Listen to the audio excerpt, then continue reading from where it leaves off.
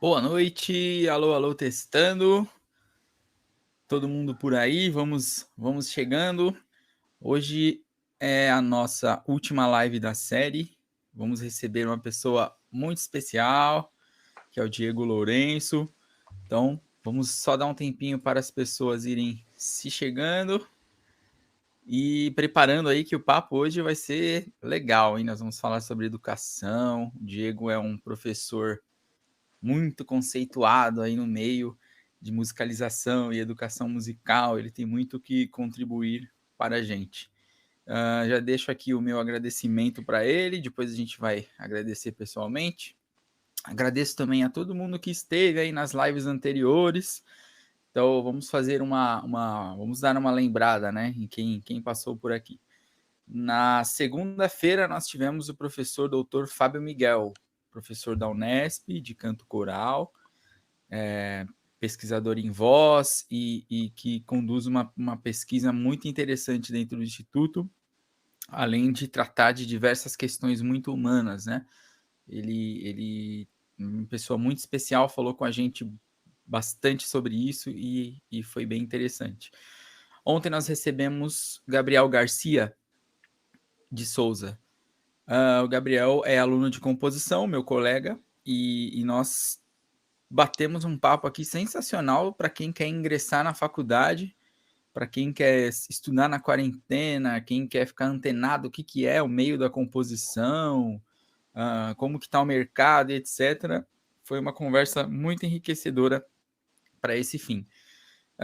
As lives, elas permanecem no meu canal do YouTube, então peço para que vocês se inscrevam lá, Strabelli Teoria Musical. As lives ficam lá, mas é legal participar aqui porque vocês têm a chance de fazer perguntas e a gente conduz a conversa pelo que for surgindo de perguntas, além do roteiro que eu deixo aqui para a gente poder se guiar, certo? O que mais eu tinha para falar? É isso. Vou fazer um convite também. Amanhã eu vou estar numa live com o maestro Lutero Rodrigues. Eu sou regente assistente da Orquestra Acadêmica da Unesp e amanhã, segundas e quintas, nós temos sempre um material novo. Inclusive sigam aí no Instagram e no Facebook, Orquestra Acadêmica da Unesp. Nós temos um material novo e amanhã vai ser uma live com o maestro. Então a gente vai conversar sobre o projeto também, como que está sendo trabalhar com os instrumentistas na quarentena, produzir material e etc. Deixar todo mundo ativo, né? É uma missão complicada, mas com muito aprendizado.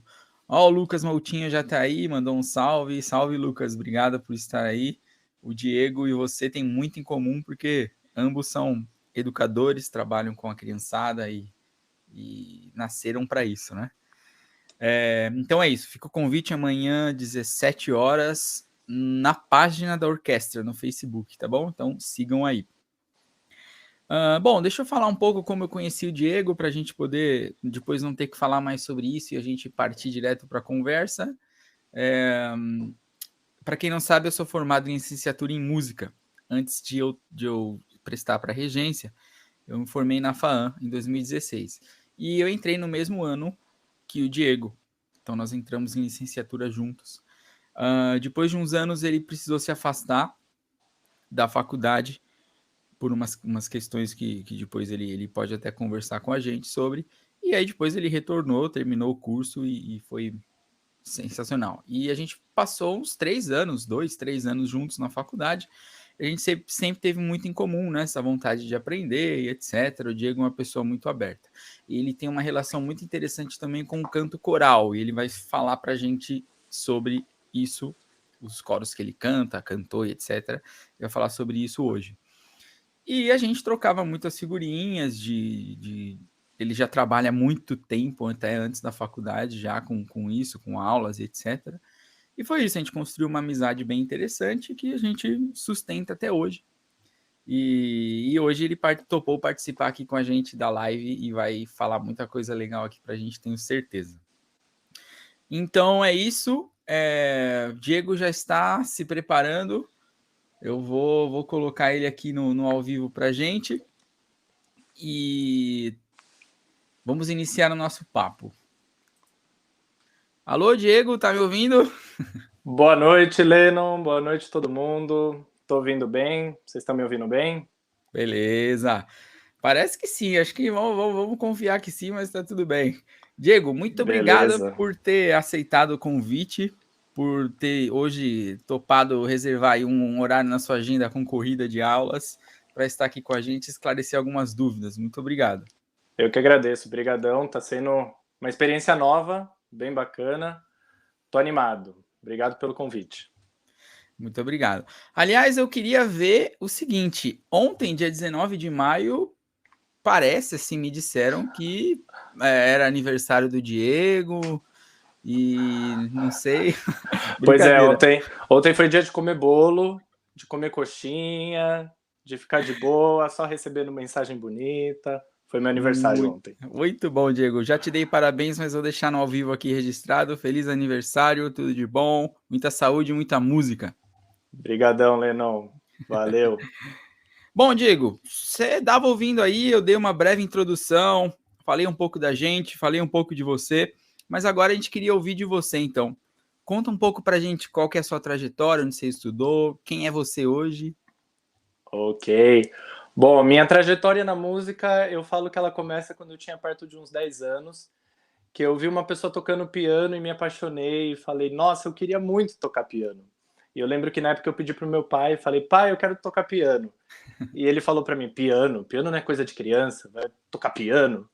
E aí eu falei, mas eu quero, eu acho legal. Enfim, eu fiquei pedindo durante um tempo, ele levou mais um grande tempo para me colocar. Passado uns 2 ou 3 anos, ele me colocou para fazer aula de piano. E aí começou a minha vida na música. Eu fazia aula de piano particular, eu tinha minha professora, e eu me apaixonei pelo piano à primeira vista, eu diria, né? Porque no que eu comecei a fazer aula, eu comecei a curtir, gostar. Eu tive uma professora excelente, que foi muito boa. Ela fez uma introdução no piano muito legal.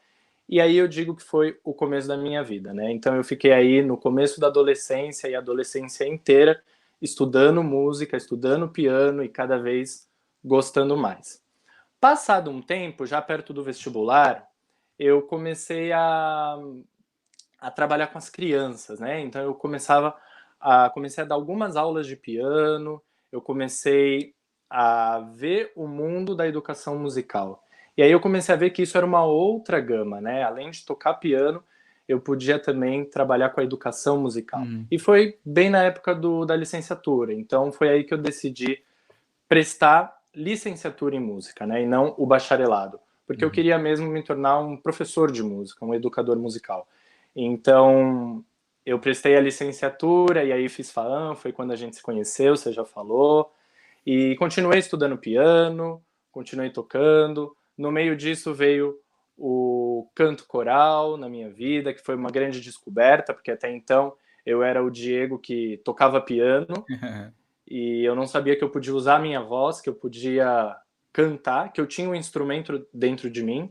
Então foi uma descoberta e aí eu comecei a cantar e juntei o canto com o piano e foi vindo a faculdade, a licenciatura e cada vez mais foram entrando novos conhecimentos, novas pessoas, novos amigos e essa formação ela vai crescendo. Que legal, Diego, bacana, hein? O nosso público do canal é um público que busca ingressar na faculdade, tirar algumas dúvidas que às vezes eu e você, o pessoal que já está no meio, acha até, né, meio, né, que uma dúvida tão corriqueira. É importante deixar claro que existe uma diferença no curso de música para quem entra para prestar para o bacharelado e quem entra para prestar licenciatura. Assim como acontece com alguns outros cursos também, como educação física, né? Geografia, por exemplo, também tem. Então, eu e Diego, nós somos formados em licenciatura, ou seja, nós estamos aptos para dar aula em escolas regulares de aulas de música, né? Mas não existe a disciplina música nas escolas, então a gente encontra esse problema, né? A gente acaba dando aula de educação artística com conteúdo musical, né? Então, é isso, licenciatura é isso. O bacharel é uma questão mais prática, né, Diego? Se estiver falando bobeira aí, uma questão Não, mais certinho. prática. Uhum. Isso, você fica apto a tocar seu instrumento, a participar de toda a questão prática, gravações e Isso. etc. Você vira um instrumentista, né? Você está ali Isso. pronto para tocar. E a Isso. licenciatura, ela, além de você poder tocar, continuar tocando, ela te volta mais para a sala de aula, né? Para o ensinar, para passar a música. Exato. Então, tomando esse gancho aqui, eu queria que você falasse pra gente, então, o que é educação musical? Para alguém que está chegando agora, assim, nesse mundo e, meu Deus, educação musical. Explica pra gente o que seria. Ok, bom, vou falar para mim o que é para mim a educação musical, né? Porque a educação musical a gente pode definir ela de muitas formas, mas ela é um campo do conhecimento, né? Então, assim como a gente tem a matemática, o português e outras disciplinas, a gente tem a música. E ela é tão importante quanto qualquer outras dessas disciplinas. Por quê?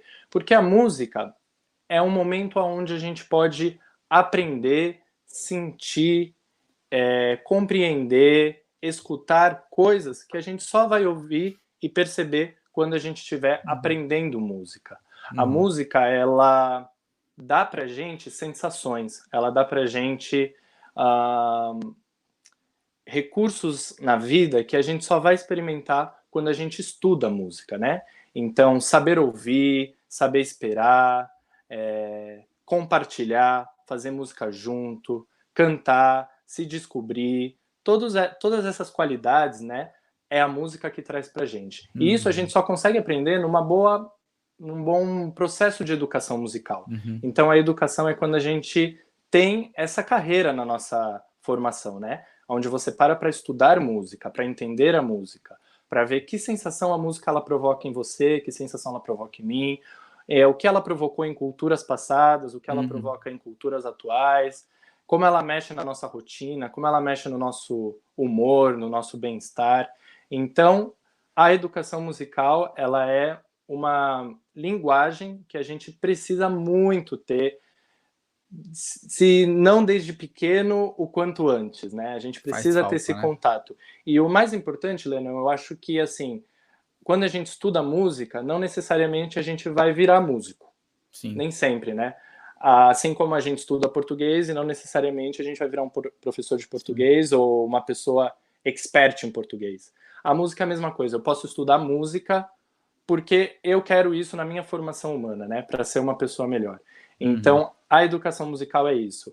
É você ter esse contato com a música para você, para sua vida, para se autoconhecer e conhecer o mundo que a gente vive.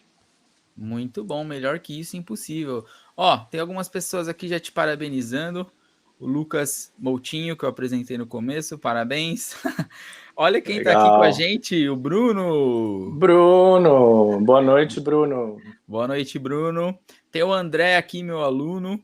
Foi meu aluno na escola de música também. Saudades, pois é, meu, tem que voltar. Diego, muito bom, muito bom. Agora, essa é uma pergunta que eu fiz para todos os meus participantes aqui das lives, e eu vou repetir ela para você então.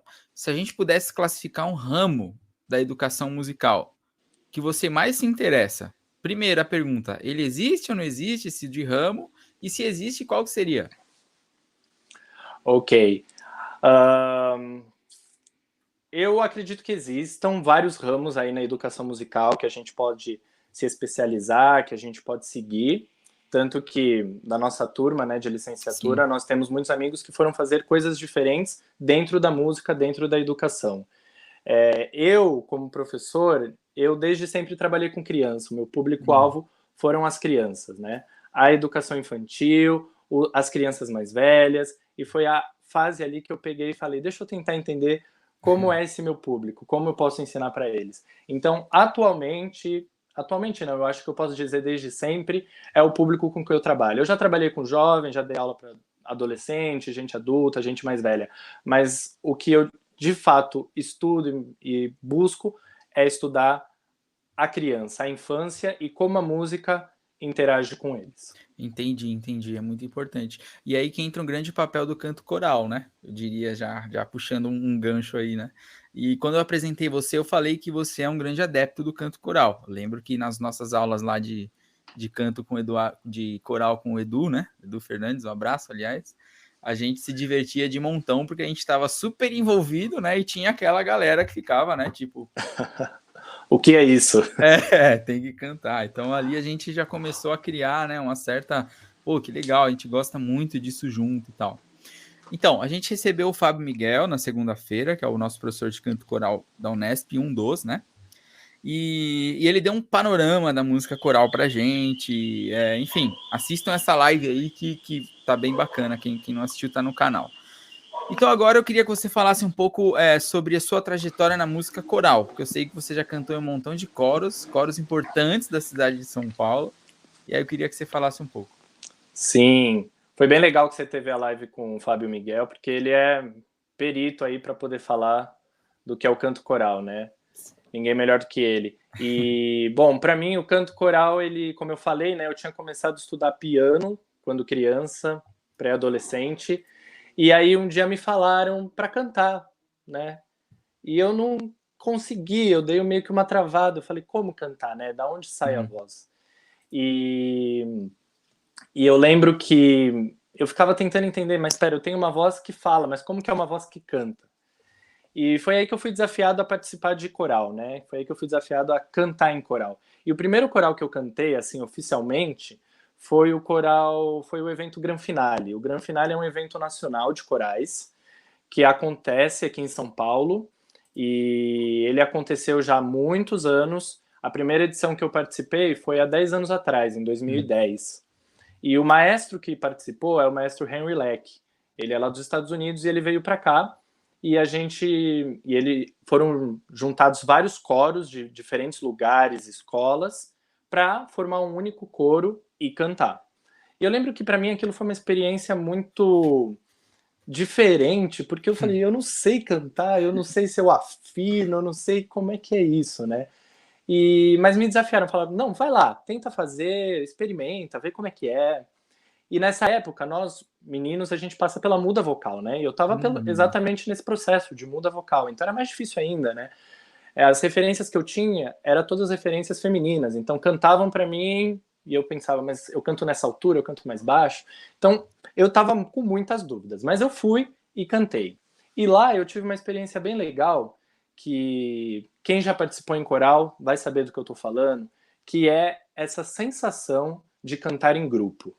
E isso que é o mais legal, da gente poder estar juntos, cada um com a sua voz, com as suas qualidades, dificuldades, desafios, mas juntos ali a gente consegue fazer música, a gente consegue produzir um resultado musical. E para produzir isso, a gente tem que se sentir, né? Sentir um ao outro, respirar junto, ouvir quem está desse lado, quem está do outro, quem está atrás, olhar quem está regendo, ouvir a música, entender.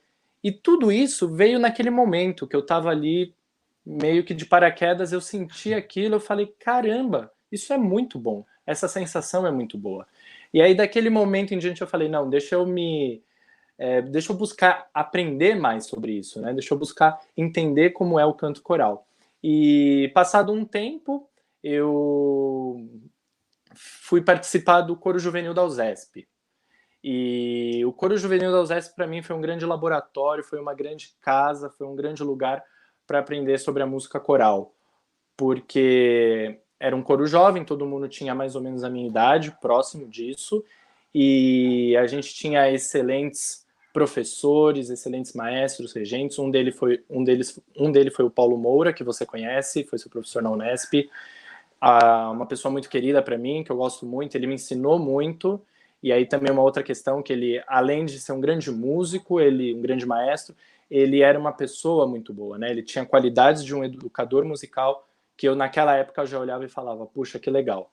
Então eu cantei no coro juvenil da USESP durante um tempo, foi ótimo, porque além de cantar no palco da Sala São Paulo, que é a melhor sala de concerto que a gente tem, a gente também cantou por outros lugares pelo estado de São Paulo, conheci pessoas bacanas, cantei música boa. Legal. De novo, revivi todas aquelas sensações que eu acabei de falar, de cantar em grupo, de sentir o outro, de sentir a música, de fazer música junto. E foi uma experiência muito boa.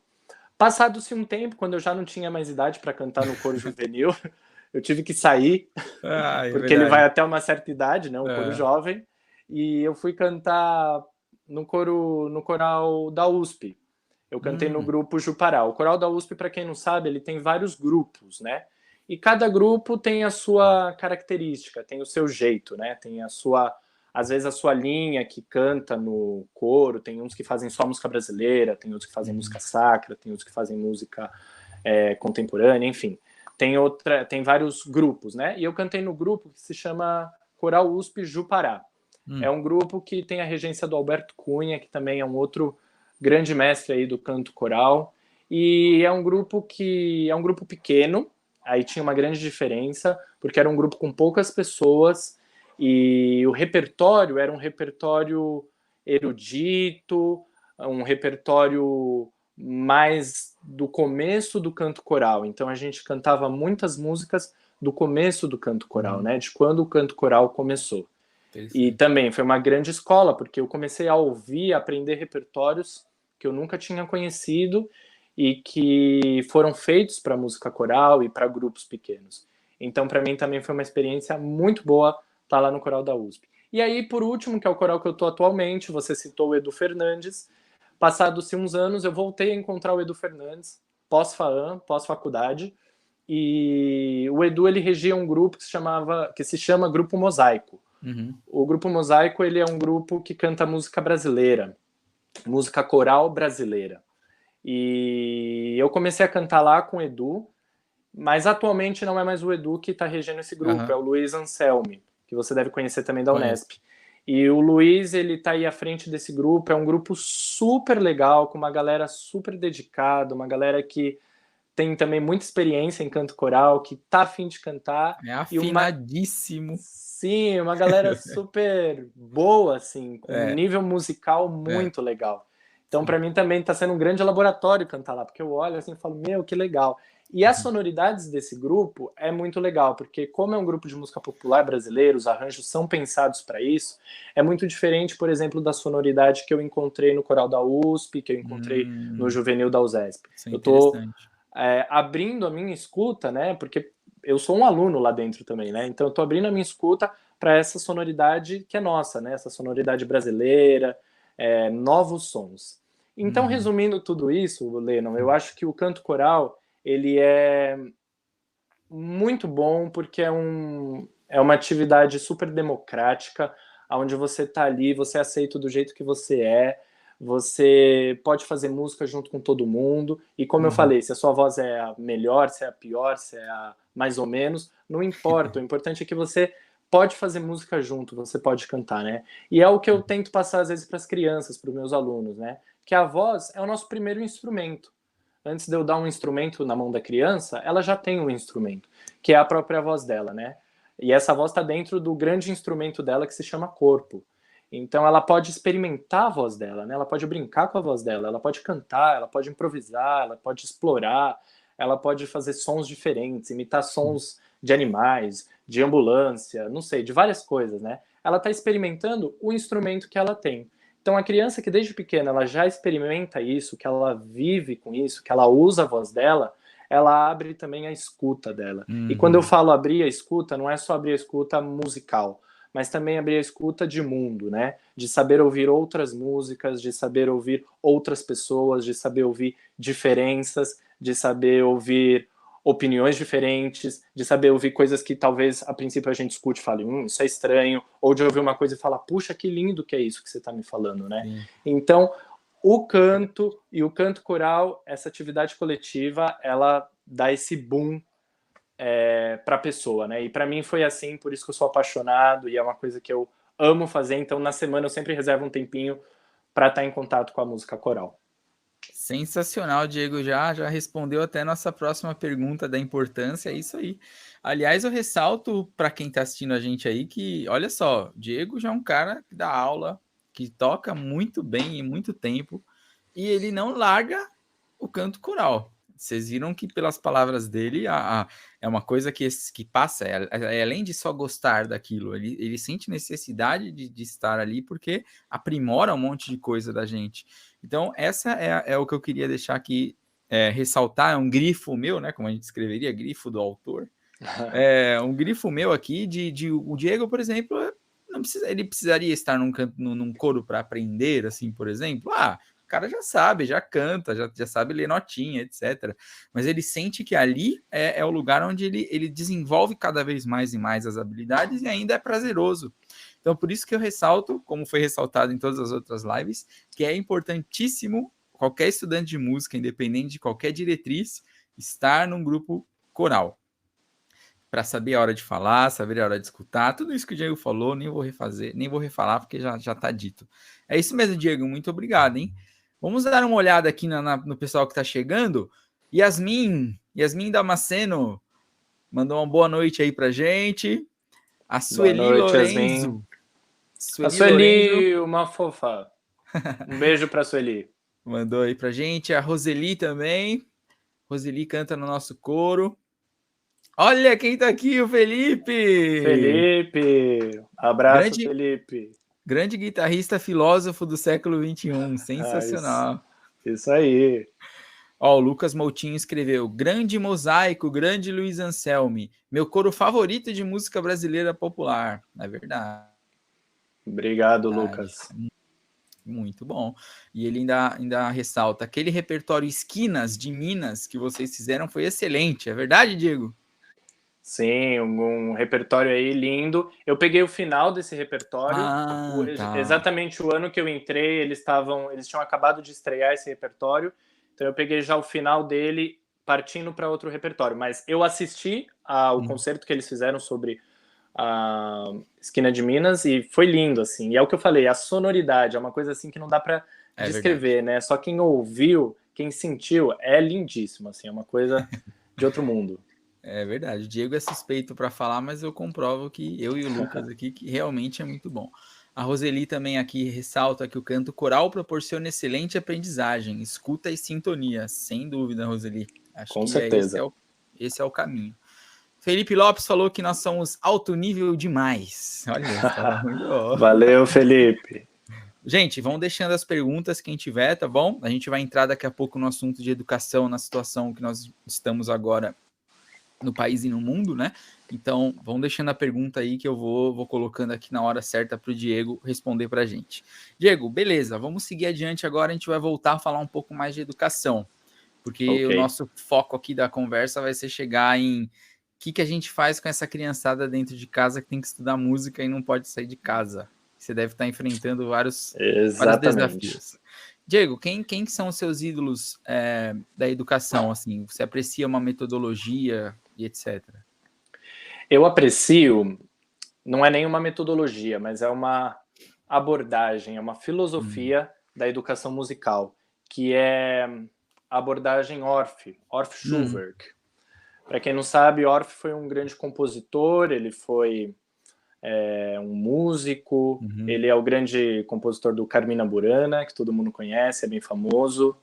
E ele foi um cara que pensou, além de pensar na música, ele pensou como que as pessoas vão aprender música, né? Como que se aprende música, é a partir do quê? E eu tive contato com Orff um pouco na faculdade, um pouco na prática do meu trabalho, de fazer oficinas, cursos, e eu fui gostando, eu fui me interessando, eu falei, deixa eu entender um pouco mais a história dele, né? Como ele chegou nessa filosofia, nessa ideia. Por que eu não digo que é um método? Porque não tem um passo a passo, né? Se você pegar para estudar a abordagem Orff-Schubert, você vai olhar e você vai falar, por onde eu começo? Não tem essa resposta, né? Tem vários caminhos que você pode fazer. Ele tem alguns pilares que são importantes, mas ele é aberto para a realidade que cada um tem. E isso fez com que eu gostasse muito, né? Porque as nossas realidades são diferentes e a gente está mudando as realidades atualmente e sempre.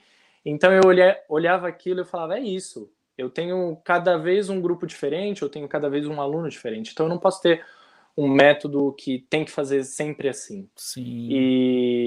E o Orff, ele tem essa junção, esses pilares de trabalhar a música, o corpo, que seria o movimento, a dança, entender o nosso instrumento principal, e de trabalhar a palavra, né? A palavra que a gente fala. E aí, quando entra a palavra, entra ritmo, entra o canto que a gente já falou, enfim, entra outras coisas. E eu fui vendo isso, eu me apaixonei. E aí eu falei, quero estudar mais sobre isso, eu quero procurar saber aonde eu vou beber na fonte, né, disso. Então, além de ler, né, de ver os livros, ver o que tinha publicado sobre, eu fui fazer curso. E o legal do Orff é que ele está muito vivo. Ele a pessoa não, mas a abordagem está viva porque tem muita gente fazendo e ensinando como pensar Sim. a educação musical. Foi aí que, em 2017, eu fui para a Espanha. E quando eu fui para a Espanha, eu fui para Madrid. Também, assim, me aventurei, falei, deixa eu ver, bora lá. E fui fazer um curso. Esse curso durava uma semana, um curso de verão. E era um curso de verão sobre a abordagem Orff. E o título do curso, naquela época, era Música e Movimento na Educação. Só o título já super me interessou, né? Porque eu falei, trabalhar música e movimento na educação, Nossa. como é que faz isso? E lá eu fiquei durante uma semana tendo aula das 8 da manhã às 8 da noite, e é totalmente prático, né? Eu era o aluno, eu e todo mundo que estava participando comigo, a gente fez, colocou a mão na massa, não era nada teórico. Então a gente cantou, a gente se movimentou, a gente tocou, a gente ouviu, a gente esperou, a gente improvisou, a gente fez muitas coisas.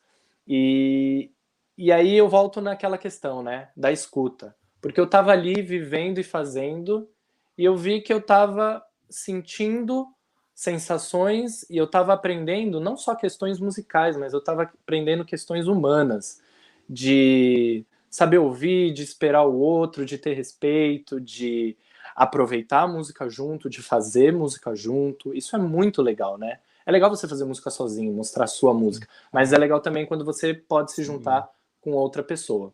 E aí lá eu tive essa sensação e me arrepiei várias vezes e fiz música com pessoas do mundo inteiro, porque era um curso aberto para pessoas de diferentes lugares, e eu adorei. Quando eu voltei de lá, eu falei, nossa, eu quero continuar estudando isso. E não só estudando, mas colocando na prática. Então eu voltei super animado para as minhas aulas com as crianças, com meus alunos, e falei, deixa eu ver esse monte de ideia que estava pipocando na minha cabeça, como é que eu vou colocar em prática. E o resultado foi ótimo, né? Não teve nenhuma receita de bolo, assim, tem que fazer assim e o resultado será esse, óbvio que não, porque eu estava saindo da Espanha, realidade Europa, vindo para o Brasil, outra realidade, com certeza só aí as coisas já mudam. Então, eu, de novo, repensei tudo que eu tinha aprendido, tudo que eu tinha feito e fui moldando o que eu tinha para minha realidade, para os meus alunos, para quem eu tinha ali naquele momento. Enfim, passado um tempo, voltei a viajar de novo. Por conta do Orff, eu fui para o Instituto Orff. O Instituto Orff ele fica em Salzburg, na Áustria. E de novo, teve um curso de verão e eu fui para esse curso de verão e eu fui com a minha amiga Marina, que você conhece, estudou com a gente. E eu chamei a Marina, eu falei, Marina, vamos para a Áustria, vamos ver isso daí. E juntamos dinheirinho e a gente foi. E mais uma vez, a mesma sensação, o mesmo sentimento, né? Que é difícil de explicar, mas é uma sensação boa. E essa mesma sensação eu gostaria muito que os meus alunos pudessem sentir e que todas as pessoas que estudam música pudessem sentir. Que é isso que eu vou, né? Que é uma sensação que às vezes é difícil explicar em palavra, que a gente sente corporalmente, né? A gente sente na pessoa. E a gente foi para a Áustria, mais uma vez, novos aprendizados novas reflexões. E aí voltei mais uma vez para o Brasil, de novo para a realidade de sala de aula, reformulei tudo, pensei, comecei a colocar em prática. E no último ano eu comecei a fazer uma certificação Orff. Ela existe, né? Ela dura 3 anos, ela é dividida por levels. Então tem o level 1, level 2, level 3, e no fim você ganha aí uma certificação Orff, né? Olha. E eu comecei a fazer ela em São Francisco, na Califórnia, o ano passado. E também eu ainda estou nesse processo, né? Porque não é só o tempo que eu fui para lá, mas continua, porque a gente continua estudando, lendo, refletindo e fazendo na sala de aula. E a minha cabeça tem pensado muito sobre isso, né? Eu tenho dedicado grande parte aí do meu estudo atualmente para isso. Por quê? Porque foi essa questão que eu falei de sentir, né? Foi mais forte do que ser uma simples teoria. Sim. Ou ser só algo para ler. é algo para viver, é algo para fazer, é algo para sentir. Então eu gosto muito dessa abordagem e eu gosto de fazer ela, de pensar, né? Não sou nenhum PhD nisso, tem muita gente aqui no Brasil que faz isso há muito mais tempo do que eu e que conhece há muito mais tempo do que eu. E o que eu acho legal é conhecer, né? E o meu convite aí para quem às vezes se pergunta, gostaria de conhecer sobre isso, é ir atrás, né, de oficinas, de cursos, de Boa. vídeos, de quem está falando sobre isso, né? E como está falando, como que é e como isso se aplica na sala de aula. Então, atualmente é o que eu tenho pensado. Que legal, Diego. Bacana demais. Ah, a Aninha tá aqui, Aninha Ferrini, Aninha, um beijo deve, grande. deve estar com o Wilson aí, né, junto. Já, já. Abração para os dois. Um Esse abraço. casal é um casal fofo e musical. Exatamente. Eu vou puxar aqui um gancho para a pergunta da Júlia Espada. Diego, fala um pouco sobre sua participação como educador no Instituto Bacarelli. Legal. Pois é, eu não falei onde eu trabalho, né? Obrigado, Júlia. Eu não falei os dois lugares que eu trabalho. Eu trabalho em uma escola de música livre que se chama Espaço Cultural de Artes. Ela fica em São Caetano do Sul, no ABC Paulista. E é uma escola de música livre, onde a gente faz um trabalho desde bebês, passando aí por todas as fases da infância. Também Uhum. tem aulas para adolescentes, adultos e pessoas mais velhas. Mas o grande carro-chefe da escola são são as crianças, né? E a gente realiza um trabalho bem bacana lá de educação musical. Não sou só eu de professor, temos muitos professores. E o segundo lugar que eu trabalho é o Instituto Bacarelli. O Instituto Bacarelli, para quem não conhece, é um instituto de música que fica dentro da comunidade do Heliópolis, em São Paulo. E o Instituto Bacarelli, ele tem vários carros, né, que guiam o Instituto Bacarelli. Tem a orquestra, que é a Orquestra Sinfônica de Heliópolis, que muita gente deve conhecer, e tem os corais, que estão lá dentro do Instituto, que são corais de diferentes idades, diferentes faixas etárias, e após isso, ou antes disso, vem a musicalização, que são as crianças pequenas. Ou seja, a musicalização dentro do Instituto Bacarelli, ela é a porta de entrada. É onde a criança que mora lá na comunidade, ela quer estudar música, ela vai para o Instituto Bacarelli e ela começa com as aulas de musicalização. Então, eu sou um dos professores da parte de musicalização. E a musicalização ela acontece com crianças de 4, 5 e 6 anos. Passado isso, elas vão para as aulas de coral e aí vão fazendo aulas de instrumentos da orquestra, que também tem lá, e aí elas seguem a vida. Mas Uhum. esse começo, que é o começo da musicalização, a gente faz um trabalho que é um trabalho muito lindo e é muito gostoso. Não só porque é um trabalho com música, mas também porque é um trabalho social, né?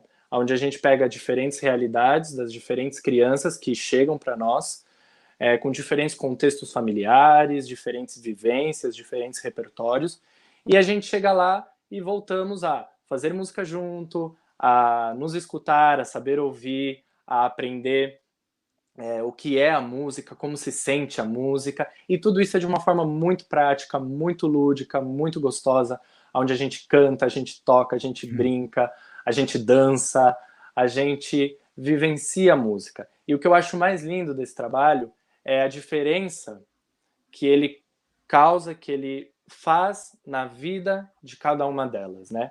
Como eu falei lá atrás, a nossa ideia não é que eles se tornem músicos, né? Que eles venham a tocar na orquestra. É lindo quando acontece, a gente adora. Mas o mais importante é dar a música como formação humana, onde ele possa vivenciar e viver a música para ele, como humano. E quando ele sair do Instituto Bacarelli, ele vai para a casa dele, ele vai ser uma pessoa melhor, porque ele aprendeu a ouvir, ele aprendeu a respeitar, ele aprendeu a ouvir diferentes músicas, diferentes estilos, e aí ele vai levar toda essa vivência para a realidade dele, que às vezes não é uma realidade boa, às vezes é uma realidade difícil, às vezes é uma realidade dura. Então, o mais legal é isso, esse impacto social que o Instituto Bacarelli faz na vida, desde essas crianças que são as menores, passando por todos os que estudam lá. E é lindo de ver as famílias sendo mudadas, é lindo de ver as crianças sentindo e fazendo música, é lindo de ver o impacto que a música causa em gerações, né? Porque a gente acaba tendo contato com mãe, com pai, com irmão, com tio, com tia, com avó e com avô. Então, é a música juntando todo mundo, ligando todo mundo. Então, eu sou extremamente grato e feliz pela oportunidade de trabalhar no Instituto Bacarelli, também no Espaço Cultural de Arte. São lugares onde tem um compromisso lindo com a música, verdadeiro, onde quer oferecer o melhor, quer dar o melhor para os alunos, para as crianças, para as famílias. Então, eu só posso agradecer, né, por essa oportunidade. Isso aí. Ô, Diego, eu até queria acrescentar, mas para a gente poder até discutir aqui, que acho que além de todas essas questões que você levantou importantes para a criança, para o adolescente que tem o contato com a educação musical desde cedo, com a música, etc., eu acho que uma coisa que falta muito e que a música entra com 2 pés no peito é estimular o senso crítico dos alunos. Então, infelizmente, a gente tem uma educação regular que é para criar um monte de robozinhos que vão ali no vestibular e você tem que estudar tantas horas. Não desmerecendo, né? Não estou tirando o mérito de quem fez ou está fazendo, mas infelizmente é deixado de lado a questão do senso crítico. Então, de você ler e interpretar um texto, de você conversar com alguém, entendendo que são opiniões diferentes, o que a gente pode tirar disso. Eu acho que a música, de uma forma não indireta, direta, ela atinge a pessoa nisso, né? Porque você coloca uma coisa para o aluno ouvir e aí começa a ativar um monte de coisinhas na cabeça do aluno, da criança, independente, que faz ele refletir, ele pensar, ele comparar. Eu acho que o senso crítico, não sei se você concorda, é uma coisa muito importante da educação musical, né? Com certeza, e assim, a questão a música ela mexe com emoção, né? Ela mexe com o que a gente tem de mais íntimo, aquilo que é mais interno dentro da gente, né? Então, se Diego, acordei num dia mais ou menos, não estou muito bem, talvez eu vá para minha aula de música, chego lá e eu escuto alguma coisa, ou eu sinto a música de uma forma, eu sou transformado, eu sou mudado, né? E, infelizmente, a nossa educação, ela não mexe muito com isso, né? Estou falando de uma forma geral, ela não trabalha Sim. muito isso. Ela não mexe com emoções. Não importa, às vezes, como que você tá. O importante é você produzir, é você dar o resultado que a gente espera. E a Exato. música, a educação musical, ela vai, quando, né, pensada assim, quando bem feita, ela vai em contramão, ela quer saber do aluno, ela quer saber de você, ela quer Isso. saber como você sente a música, como que você capta essa música, como você pensa essa música, né? E aí é o que você falou, a cabeça fica pipocando. E eu acho que todos nós que nos dedicamos a viver a música atualmente como profissão, em algum momento da vida a gente percebeu isso, né? E falou: meu, a música mexe comigo, eu não posso deixar a música, eu não Sim. posso fazer outra coisa da minha vida porque a música mexe comigo. E é o que aconteceu comigo. Foi o que aconteceu comigo. Eu fui mexido, fui tocado pela música, e por mais que as pessoas me falavam, mas você vai fazer música, você vai viver de música, você vai ensinar música, era mais forte, eu não podia deixar, eu tinha que falar, não, eu tenho que viver isso, eu tenho que fazer isso. Então a música, ela complementa de muitas formas, né? Verdade. Bom, a gente responde um monte de perguntas aqui do nosso roteiro, então, né? Eu ia perguntar qual que é a importância da educação, né? Que você vê, para você comentar um pouco sobre como o indivíduo é afetado desde cedo. E acho que é isso, já fomos respondendo tudo isso, então nós vamos seguindo adiante. Tem uma pergunta do Lucas aqui, que eu só vou avisar ele para ele não ficar triste. Eu vou guardar ela para o final, porque vai ser exatamente o nosso papo final aí de quarentena e etc, tá bom? Ó, a Aninha aqui se revelou como sendo Wilson, como a gente já supomos, e pediu para você contar um pouco da sua experiência como cantor e instrumentista. Então, o Diego falou tudo isso no começo, né, Diego? Você quer pontuar alguma coisa?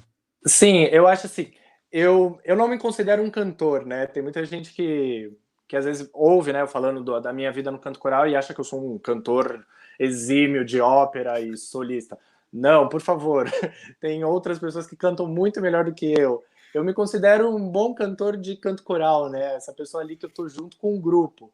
Eu até fico às vezes meio envergonhado de ter que cantar sozinho. Eu uso muito a voz e o canto nas minhas aulas, né, como professor, mas como cantor não. A minha vida como instrumentista, ela já teve várias fases, né? Como eu falei, eu comecei com o piano. O piano era a minha ligação com a música. Então eu tocava. Toquei em muita coisa, toquei em lugares diferentes, toquei em diferentes estilos, ritmos e diferentes tipos de música. Mas atualmente eu não tenho, por exemplo, um trabalho só de instrumentista, né? Certo. Por exemplo, eu comentei aqui do Instituto Bacarelli, eu sou um dos pianistas correpetidores lá, eu acompanho algumas aulas. Fora isso, eu não tenho nenhum trabalho só como pianista, só como instrumentista. Mas o piano, ele está sempre junto comigo. Ele sempre me acompanha nas aulas, ele sempre me acompanha naquilo que eu faço, né? Então a minha vivência como instrumentista atualmente tem sido essa, de ter o piano junto comigo, embora eu não faça só eu não toque só o piano e viva só de tocar, né? Atualmente é muito mais as aulas. Muito bom. Olha aí, a Roseli comentou que o seu trabalho é inspirador. É inspirador mesmo, Diego. Parabéns. Obrigado, Roseli. Tem uma mensagem aqui da Marina. Feliz de ver vocês dois juntos novamente, músicos inspiradores. Olha citamos só. ela apareceu. Valeu, Pois Mar. é. Beijão. Aliás, eu queria aproveitar para fazer 2 comentários, né? Primeiro, por que mente?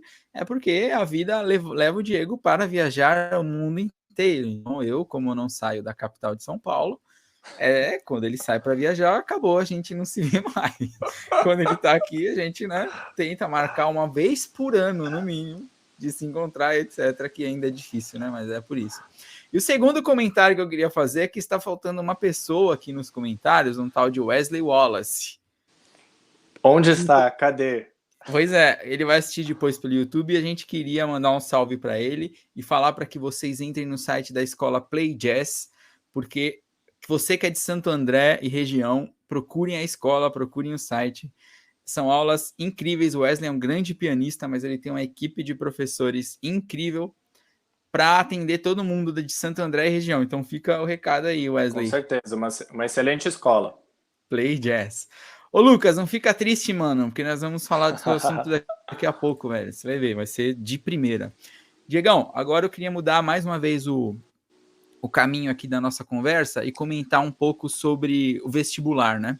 Você disse aí que você teve uma época da sua vida que você prestou e etc. O que você indica, assim, de preparação para alguém que quer prestar um vestibular em licenciatura em música, em educação musical?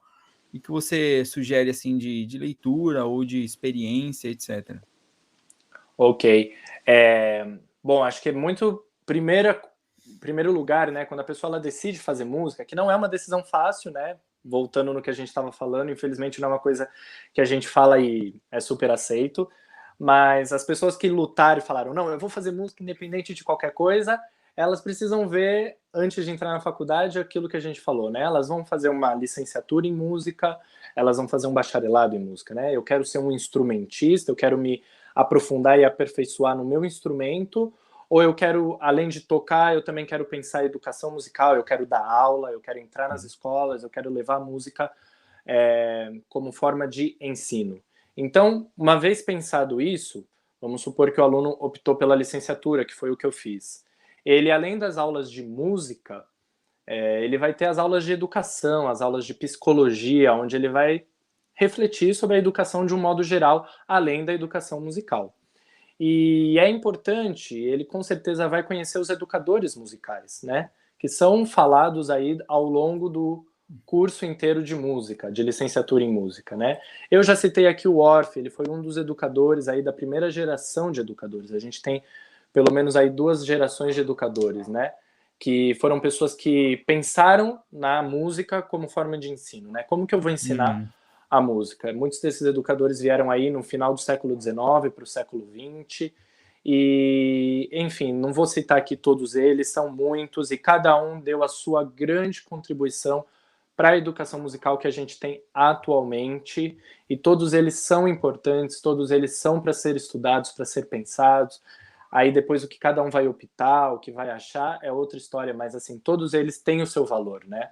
Tanto primeira quanto segunda geração e também todos os outros educadores que vieram depois. Eu gostaria muito de citar 2 livros que... Opa, por favor.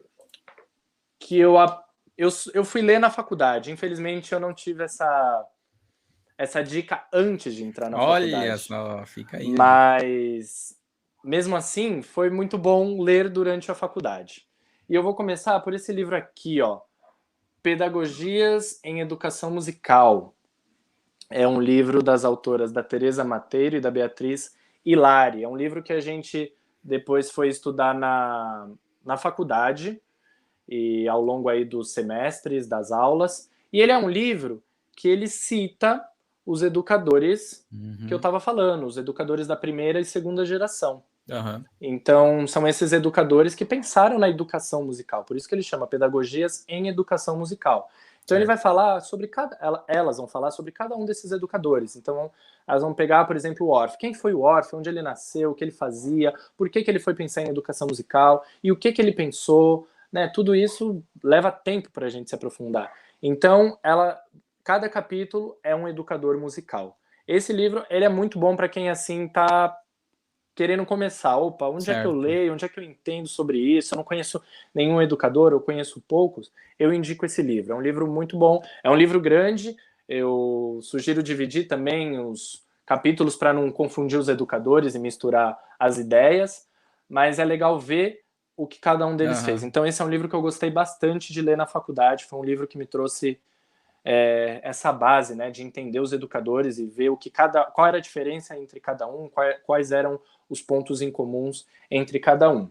E o outro livro, e esse livro muito legal, muito importante, que é, se eu não me engano, ele ainda está como leitura obrigatória da USP. Não tenho certeza, depois a gente pode conferir.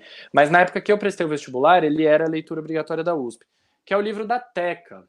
Uhum. A Teca, ela é professora de educação musical da USP e, além disso, ela tem uma escola de educação musical muito boa, muito conceituada, com o trabalho que ela faz, que fica em São Paulo.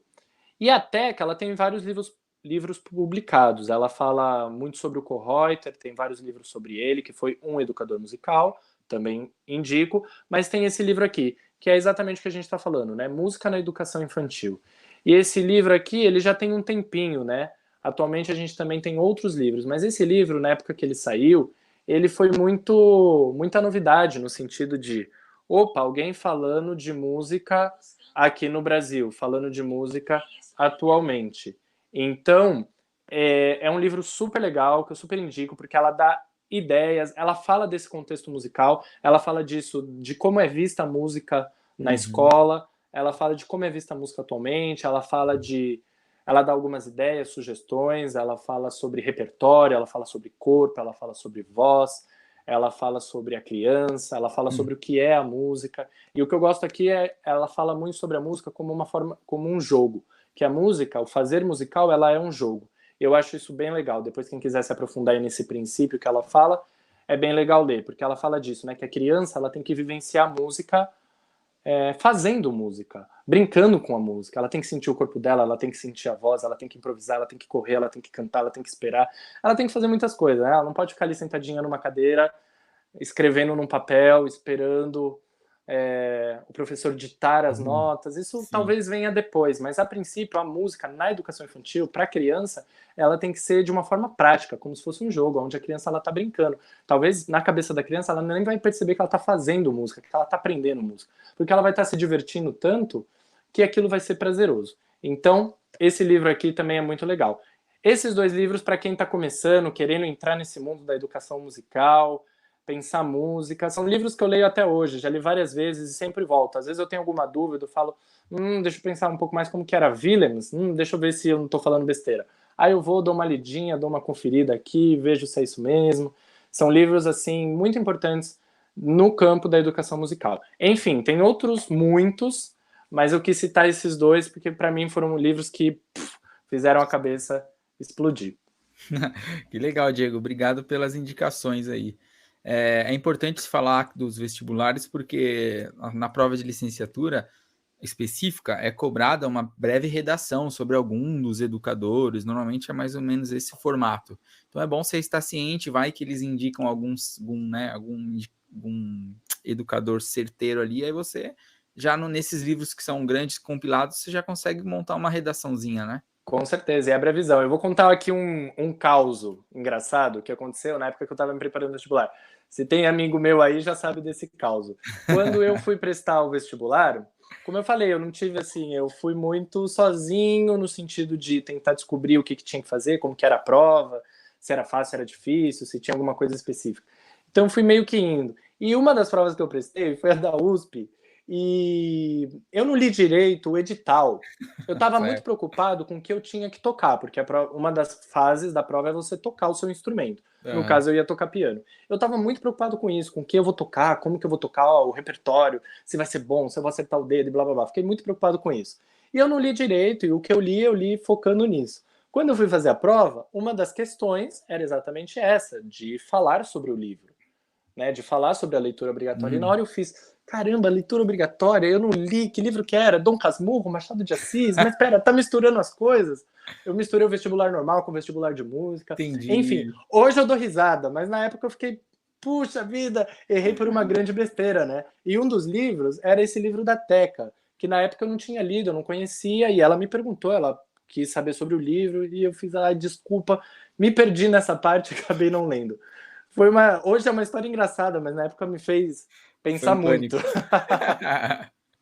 Que barato, é isso aí. Então aí, ó, tá vendo? Já estamos adiantando um monte de problemas possíveis para as pessoas que estão leiam a estudando. leitura obrigatória de música. A Sueli Lourenço escreve: incrível como o Diego é tão jovem e já tem uma bagagem imensa. Ô Diego, você fez aniversário ontem, o pessoal tá sabendo aqui, viu? Deixem o seu parabéns no comentário.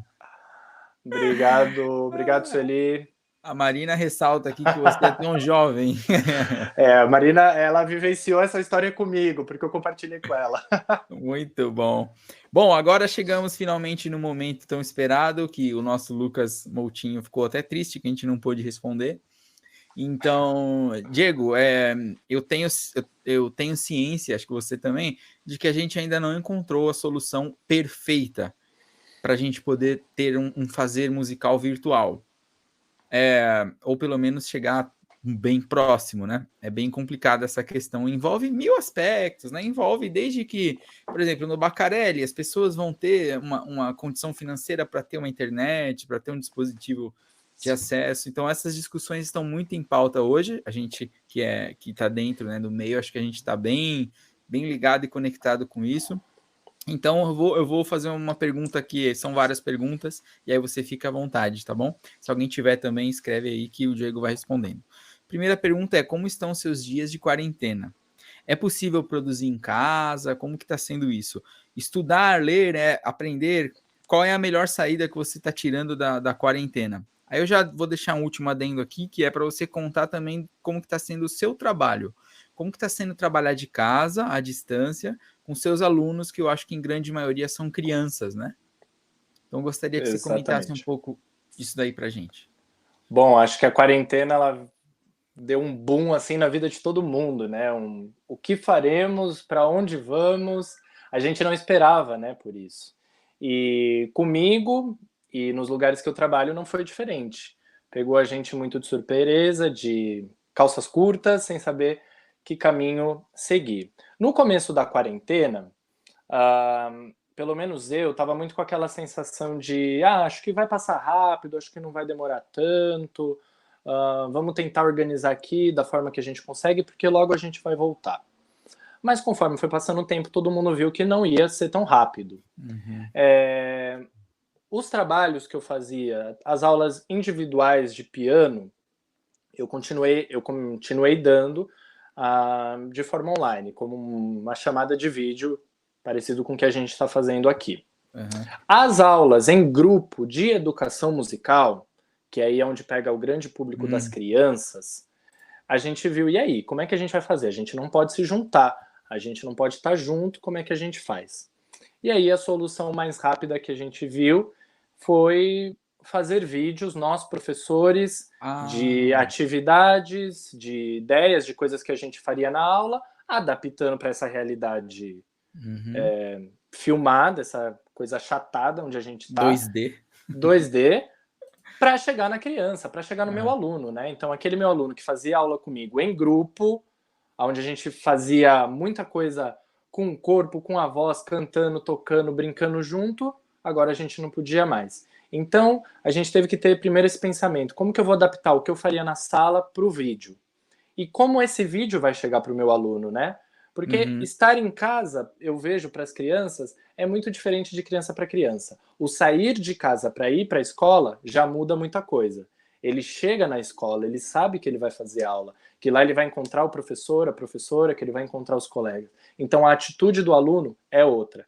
Quando ele está na casa dele, sei lá, a mãe deve chamar ele e falar: vem assistir aqui o vídeo do seu professor de música. Às vezes ele tá fazendo outra coisa, tá brincando, tava dormindo, tava É fazendo outra verdade. coisa. Então, o contato que ele vai ter é outro. E a gente foi pensando nisso, falando: Certo. opa, como é que o meu aluno vai receber esse vídeo? Então, esses foram os dois caminhos. A aula de piano foi chamada de vídeo, a aula em grupo foi através dos vídeos. E começamos a quarentena assim.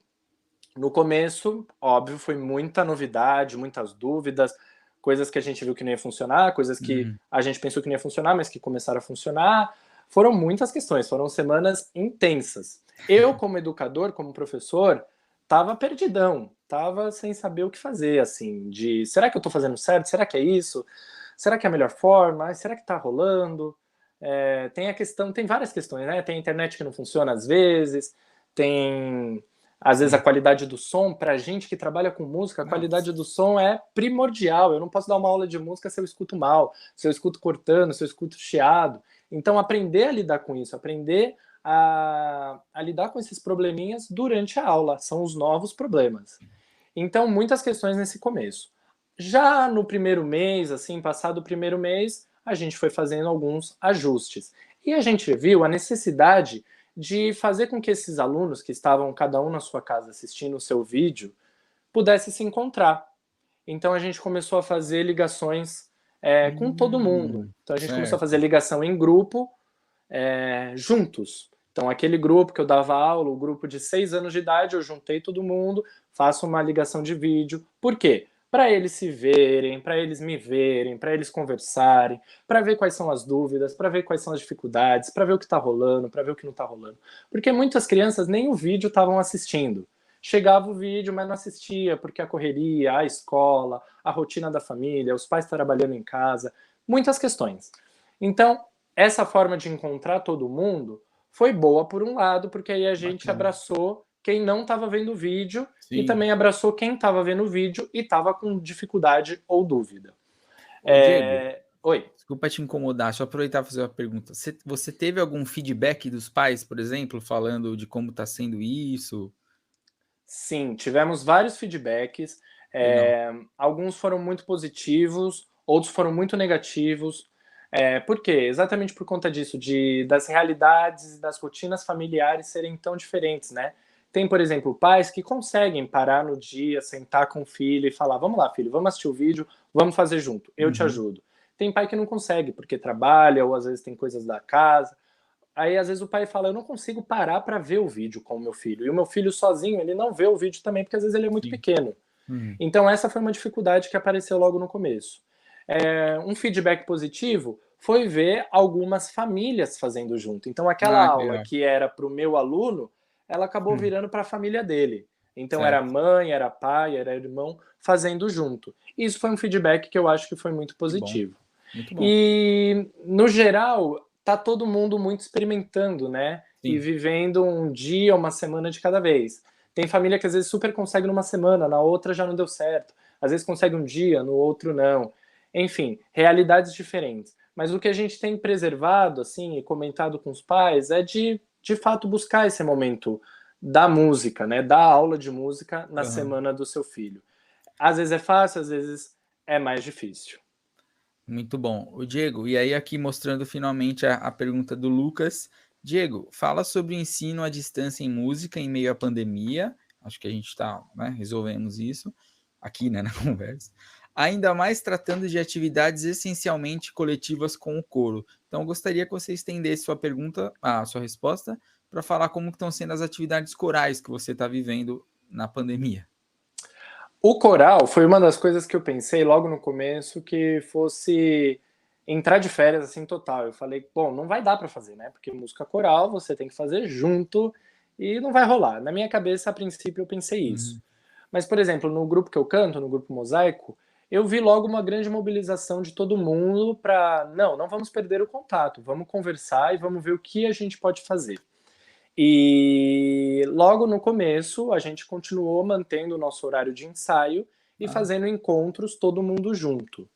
E certo. nesses encontros, a gente viu que ia ser muito difícil cantar, né? Porque tem o delay, às vezes o áudio não tá muito bom, às vezes trava, às vezes tá com o microfone perto, às vezes tá com o microfone longe, às vezes a qualidade não é boa. Então a gente viu que Explica o que que é esse lance de delay para os nossos ah, espectadores. sim, o delay é esse atraso, né, que tem. Então, às vezes eu falo aqui, mas chega alguns segundos depois para você. E às vezes esse atraso, esse delay, ele é maior, às vezes ele demora de fato para chegar. Então, se eu tô cantando na minha casa e o Lê não quer cantar comigo, quem estiver ouvindo vai ouvir cada um num tempo, cada um Isso, num momento diferente. Então é crucial. a gente percebeu logo no começo que não ia rolar cantar junto, né? E aí a gente falou, ok, então o que a gente pode fazer? E aí, conversando em grupo, tá aí uma outra coisa legal do coral, porque é uma conversa coletiva, é uma resolução coletiva, né? A gente quer buscar uma solução coletiva, a gente quer ver o que a gente pode fazer junto. Então, Aham. junto, a gente foi pensando em possibilidades. E uma das coisas que a gente fez, o nosso grupo, foi gravar uma das músicas que a gente já tinha no repertório, cada um gravou na sua casa, e a Ah, que gente legal. fez o tão famoso vídeo que muitas pessoas agora têm feito, né? De juntar cada um na sua Um casa e mosaico. montar uma grande música, e de fato é um mosaico. Exato. Exatamente. Tudo a Então ver essa com música. foi uma solução que a gente achou já logo no começo, no princípio, foi legal, funcionou, foi Que bacana legal. pra gente como integrantes do grupo, e o resultado que a gente teve das pessoas que assistiram e que ouviram também foi muito legal. Ah, que bom. Então, foi uma forma de continuar fazendo música juntos, embora cada um na sua casa, e de não deixar o grupo morrer ou ficar meio Uhum. adormecido, né? E eu acho que isso tem sido a grande diferença aí da quarentena, né? De todo mundo não deixar as suas atividades, o que você fazia, morrer, né? Acabar.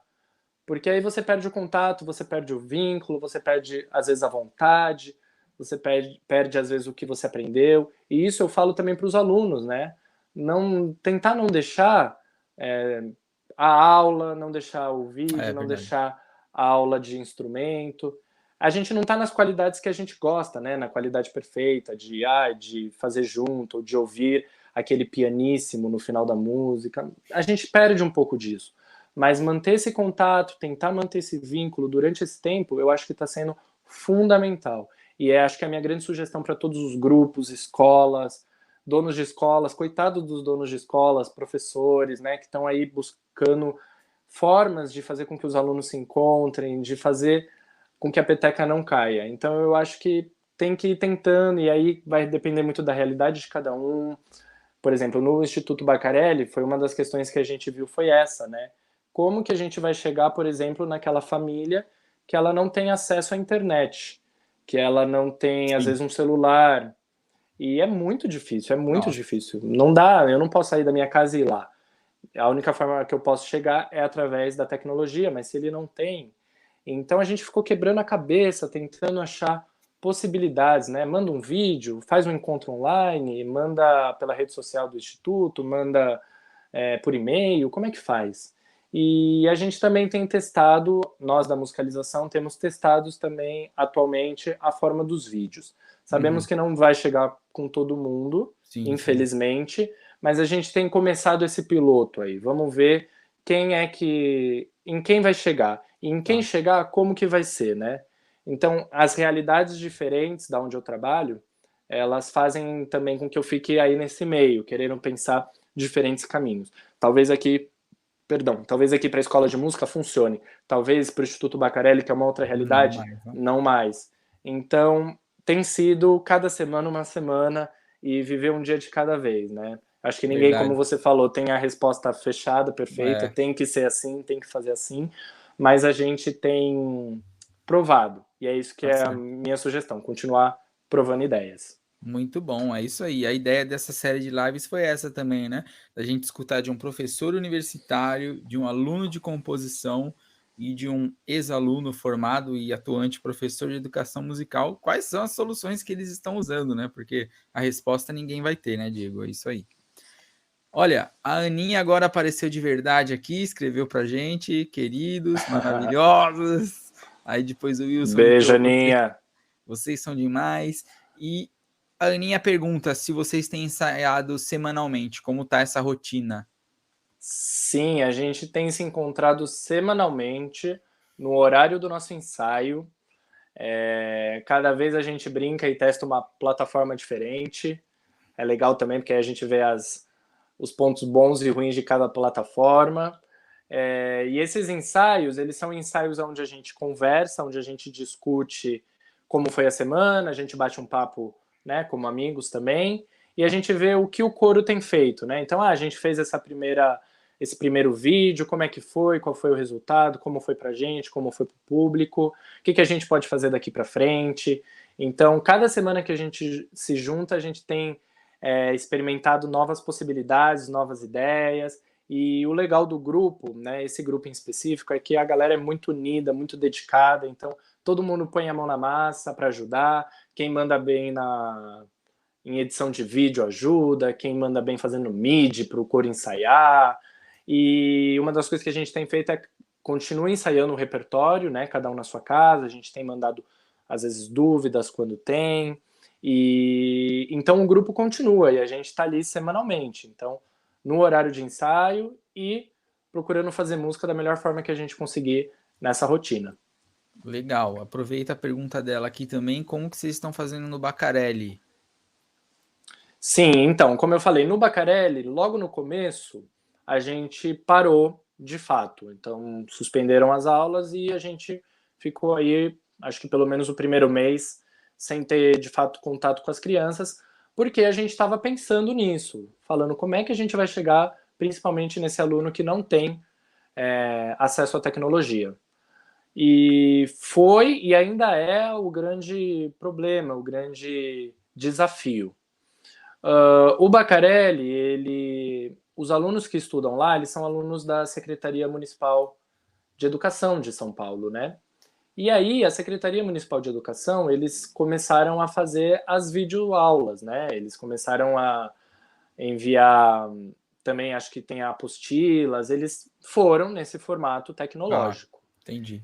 E a gente, como o nosso público é o mesmo que o deles, a gente falou, ok, vamos então testar junto com eles, vamos ver como isso funciona. Então a gente também começou a gravar vídeos de atividades que a gente faria na aula, nesse formato aqui, né, que a gente está, e começou a enviar para esses alunos. Claro, nem todo mundo tem o acesso, nem todo mundo vê. Às vezes quem tem acesso também não vê. Vai de realidades diferentes. E são muitos alunos, né? São muitos alunos. E cada aluno é um mundo, como a gente bem sabe. Então, a gente está tendo alguns feedbacks, algumas respostas. As que a gente está tendo tem sido bem legal. A gente tem visto uma parte dos alunos fazendo os vídeos, interagindo, buscando fazer a proposta que cada um de nós envia no vídeo. Uhum. Então tem funcionado por esse lado.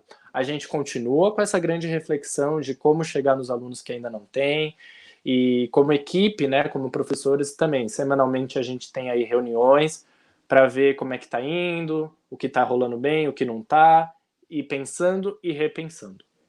Muito bom. Olha, tem uma pergunta interessante aqui. A Aninha veio metralhando tudo agora.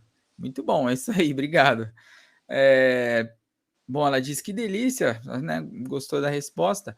Você tem sentido que alguma prática dessas que estão para o pós-pandemia é interessante? Alguma dessas coisas que a gente está experimentando, será que funcionariam também, né? Para quando tudo voltar ao normal? Sim, é uma excelente pergunta, Ninha. E acho que é uma pergunta que a gente tem pensado em muitas questões, né? Como vai ser esse pós-pandemia, né? O que vai Uhum. ficar de tudo isso como lição? Eu acho que a tecnologia e esse formato ele vai ganhar muita força, se é que já não ganhou. Então eu acredito que, por exemplo, esses encontros as lives, as edições de vídeos, cada um na sua casa. Eu acho que isso vai ganhar força e eu acho que sim, vai continuar, e eu acho que é positivo por um lado, né? Então eu vejo que sim, vão ter algumas coisas que vão continuar. Mas também eu acredito, como cantor de coro, e talvez acho que a Aninha e o Wilson, né, que também cantam em coro, eles vão concordar, que tem essa essência do coro que a gente só vive todo mundo junto. Então, vai ser lindo o dia que a gente puder voltar a fazer isso junto. Eu não sei quanto tempo vai demorar, porque estar cantando num coro é tudo bem próximo, né? Mas para agora, sim, são novas possibilidades, são os novos recursos que a gente tem. Enquanto durar isso, enquanto a gente não puder se juntar para cantar, eu acho que, por exemplo, as lives, eu acho que os vídeos, cada um na sua casa, é uma boa opção. As Eu acho que, por exemplo, conferências com todo mundo as junto, né? conferências com todo mundo junto para não perder o contato. Eu acho que isso tudo está sendo válido e tem que continuar aí para o grupo, para o coro, para o coletivo não perder. Muito bom. Lá na EMESP a gente está com um problema parecido. Problema. Enfim, é uma questão para se resolver, né? Que nós temos 100 coralistas, é um coro comunitário e a gente está penando na nossa equipe de alunos de regência para ver como a gente atinge o máximo de pessoas. Porque a gente não quer excluir ninguém, a gente não quer tomar uma decisão sabendo que vai excluir X pessoas, né? Sim. Vai ser inevitável, como você disse, só que a gente está pensando e, meu, é bem complicado, é bem complicado. E aí eu acho que também vai um pouco, Lennon, da realidade também de cada grupo, né? O grupo Sim, Mosaico é um grupo muito independente, por um lado, no sentido de cada um consegue estudar sozinho, tem autonomia de pegar um arranjo e ler, de estudar a sua voz, de juntar, de pensar técnica vocal, de pensar respiração, frase, enfim, pensar as coisas que a gente pensa quando faz música coral. Tem outros grupos que talvez são dependentes do regente, né? Dependentes do maestro, dependentes do ensaio. Então, às vezes, aquela pessoa ela vai precisar de um ensaio, ela vai precisar ver o regente ali mostrando para ela como canta sim. aquela nota, ou como canta aquela linha, ou como canta aquela frase. Então, volta naquilo. Cada realidade, né, tem que aí Se pensar. adequar. Eu conheço também alguns coros que não estão conseguindo fazer isso que a gente faz por conta disso, porque às vezes é um coro que precisa ali do regente, precisa do professor, precisa estar junto. Eu ouvi falar de gente que está fazendo também ensaio de naipes através Isso, de encontros, então, sei lá, multa todo mundo, o regente toca, canta, depois isso. canta um de cada vez. É uma opção, né? Eu acho Uhum. que volto naquilo, tem que testar, tem que provar e ver como é. Isso. E aí rebato, né, dizendo que ainda antes disso também, como você já disse, a gente tem que ver a condição do coro, como você falou bem, né? Então, por exemplo, o Bacarelli e o coro comunitário da EMESP estão numa condição parecida, de pessoas bem carentes, tal, que você não pode chegar contando que cada um vai ter como acessar, né? Ou, inclusive, que tem possibilidade de entender como funciona o sistema, né? A Uhum. gente não pode cobrar nada disso, de criar uma plataforma bem estruturada e a pessoa, nossa, nunca acessei. Exatamente, Nem tem uma exatamente, conta de e-mail, talvez, né? exatamente. Mais uma pergunta da Aninha para a gente encerrar agora, porque o Diego tem que comer mais um pedaço do bolo do aniversário dele. E sobre os educadores de musicalização? Você acha que estamos criando um banco de dados bacana? Você acha que estamos produzindo um material que futuramente pode ser útil?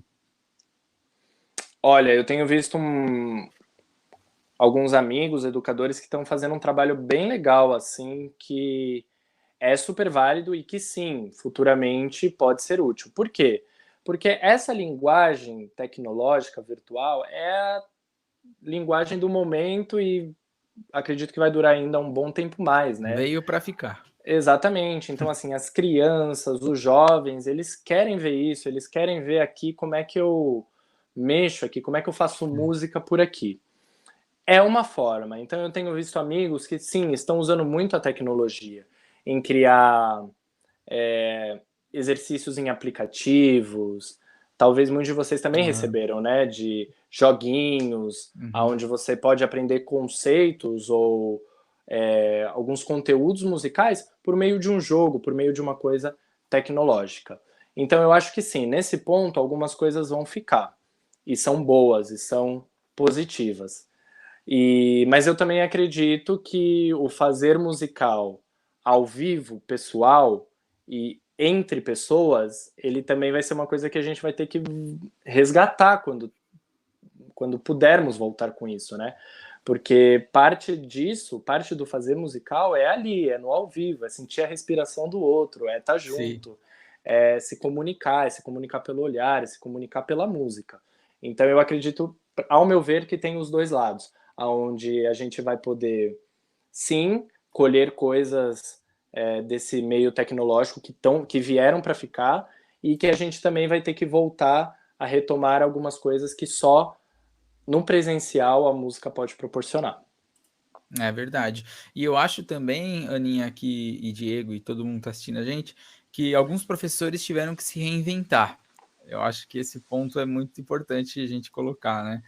Por exemplo, um professor de canto que está acostumado a lidar ali com o aluno e resolver os problemas ali, encostando e resolvendo, às vezes aquele formato de aula não funcionava, não funciona no online. Então ele teve que buscar na sua biblioteca ou nas suas pesquisas, etc., uma reconstrução do formato de aula, de metodologia, etc. Eu acho que isso vai ser sensacional, porque você vai sair daqui com as duas visões, né? As duas formas de resolver. Ah, tô com o aluno é assim, tô sem o aluno por perto é diferente, né? E a educação musical, ela é assim, ela é viva, né? Ela é É, uma coisa que está em constante mudança e movimento também, né? Então eu não sim, posso também querer usar o que eu usava, sei lá, 20 anos atrás, né? Que alguém usou. exato. Talvez funcione, mas talvez eu tenha que mudar.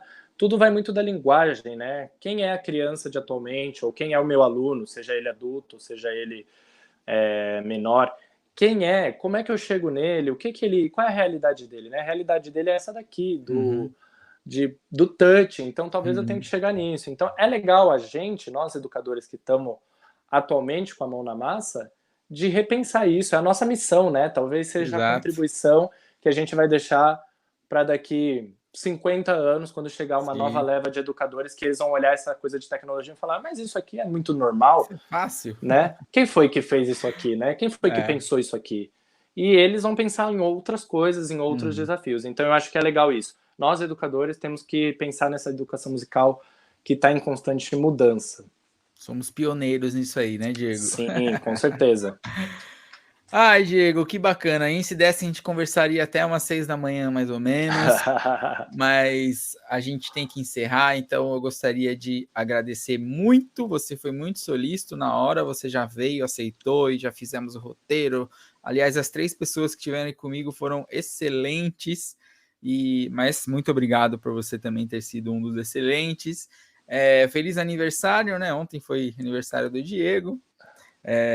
Um novo ano, um novo ciclo, tudo de bom aí para você. Diego, eu gostaria que você desse as suas considerações finais.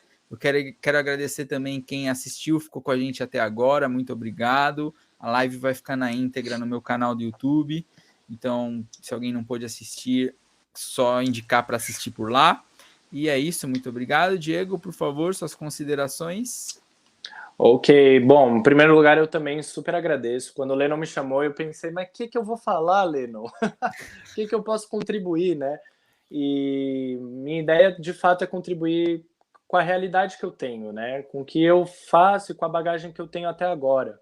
E eu acho que, assim, para encerrar, minha visão é que a gente possa ser positivo, né? Em meio a todas as dificuldades. São muitas as dificuldades.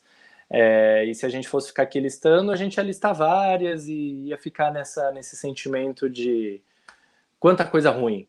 Mas a gente também tem que olhar o lado positivo, né? E acreditar, eu penso muito nisso, né? Principalmente quando a gente, como educador, não está muito animado, a gente está meio para baixo, eu penso muito nisso, né? De acreditar no futuro melhor, de acreditar no poder que a música tem. A música, ela tem um poder que é só dela, ela traz isso muito naturalmente. A gente acaba meio que sendo um instrumento para que a música possa agir dentro da gente. Então, meu recado final é esse, que a gente possa ser positivo e continuar repensando e pensando e compartilhar ideias e amar a música e amar a educação musical e pensar nos nossos alunos e não desistir de nada disso, né? E não falar como, estamos em pandemia, estamos fechados em casa, esquece, não vai dar para continuar. Não, vai dar sim, e a gente em 2 meses já viu que tem dado para fazer muitas coisas. Se é o ideal, se é o melhor, se é o que vai ficar, se é o que não vai ficar, muitas respostas que a gente ainda não tem.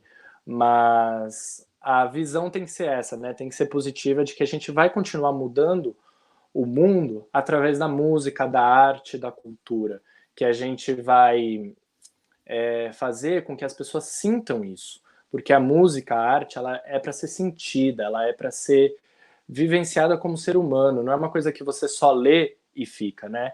Eu tô lendo esse livro que se chama Música, Amor e Conflicto. Tá em espanhol porque é um livro da Violeta Gainza, uma grande educadora musical argentina, e eu comprei esse livro porque me chamou muito a atenção o título, né? Música, Amor e Conflicto. Por quê? E eu tô lendo, ele ainda não terminei. E é bem legal, porque ela fala exatamente disso, né? De como que a música, ela interfere em mim, como ela interfere em você, como ela interfere em cada um de nós, né? Ela mexe com sentimentos, né? Por isso que tem o amor, mas também ela traz conflitos, né? E a gente tá vivendo isso, a gente ama, mas a gente também tá em conflito. Então, a cabeça mexe. Então eu gostei bastante desse livro, eu super indico. Não terminei ainda, mas já está sendo muito bom. E para esse tempo de pandemia, está sendo muito legal refletir sobre isso. Então a gente tem que se agarrar na música, a gente tem que se abraçar nela, na educação musical, a gente tem que fazer uma corrente grande de amigos, de educadores musicais, de músicos, de pessoas que a gente gosta, de pessoas que a gente confia, de pessoas que a gente acredita, para seguir em frente. E fica isso, fica o meu agradecimento. Brigadão, Lennon, prazer estar aqui com você. Lennon aí é um grande amigo do tempo de faculdade, a gente, como ele falou, trocou muita figurinha, estudamos muito junto, pensamos música, fizemos música, e são coisas legais que continuam, mesmo passado já aí uns anos da faculdade, né? Então, brigadão, obrigado a todos que participaram, super agradeço. É isso aí, gente. Não esqueçam de seguir o Diego nas redes sociais, que eu fui passando aqui pela live. O Facebook dele tá aí, Diego Lourenço. O Instagram dele também tá aí embaixo para vocês. Sigam lá, que ele posta muita coisa legal de educação e etc. dos trabalhos dele. Muito obrigado a todo mundo que participou, deixou seus comentários e a gente se vê numa próxima. Valeu, Diego. Obrigado. Valeu, brigadão. Boa noite, gente. Tchau.